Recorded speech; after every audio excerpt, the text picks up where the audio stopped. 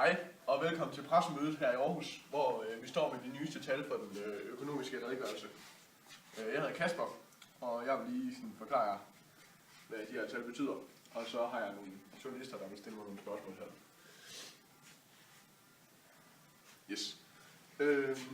Jeg vil starte med at sige, at man kan se her, at de seneste år, der er vi måske begyndt at komme ud af finanskrisen, fordi vi kan se, at vores BNP stiger. Og det har lidt sammenhæng med med bruttoledigheden.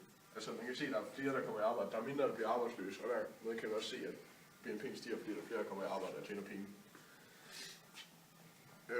Man kan også se, at vores betalingsbalance, den lige så stille falder. Den er stadig ret høj, fordi at vi har mere import, end vi eksporterer, og det er ikke særlig godt for vores balance i økonomien i staten.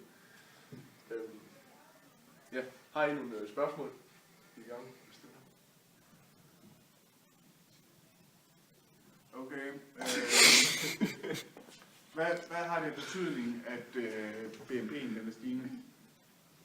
Altså BNP'en den stiger, fordi at der er flere, der kommer i arbejde. Alt offentligt arbejde, det tæller for BNP'en. Til gengæld, der kan du sige, at hvis der kommer en naturkatastrofe, eller hvis der kommer et eller andet katastrofe, hvor der skal være arbejde til, så kan du sige, at det ikke er særlig godt for Danmark, men alligevel så stiger BNP.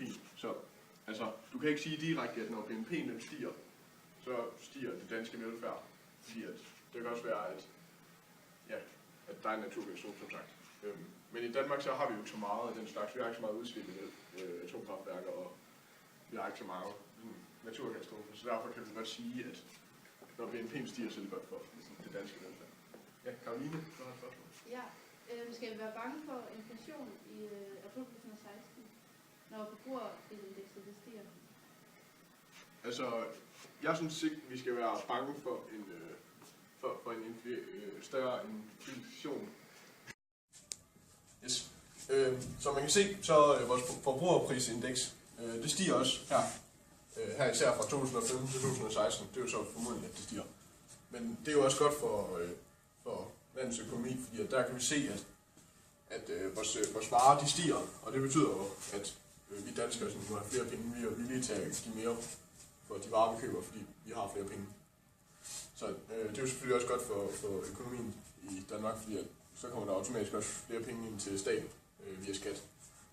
Og nej, via moms. Og så vil jeg lige hurtigt fortælle, hvad de mest optimale tal vil være. Betalingsbalancen. Altså det mest optimale, det var jo at være dernede på 0, fordi så har vi lige sådan en balance mellem import og eksport. Og så brutto, det er selvfølgelig også bare, at der ikke er nogen arbejdsløse, men det er jo et uopnåeligt mål, kan man sige. Og så har vi jo så det er så godt, at den stiger, men det er heller ikke for meget, fordi at så vil alle vores ting koste alt for meget, og så vil vores valuta falde ret meget, eller alt for meget. Det er heller ikke så godt, hvis den stiger for meget. Og så, vores BNP, det ligger også på et godt stabilt tal, fordi at vi kan se, at vi har mange i arbejde, og der bliver tjent mange penge her i Danmark. Så det er også et godt tal, vi har her. Det skal jo selvfølgelig være balanceret, så det må heller ikke være for højt, og det skal heller ikke være for lavt.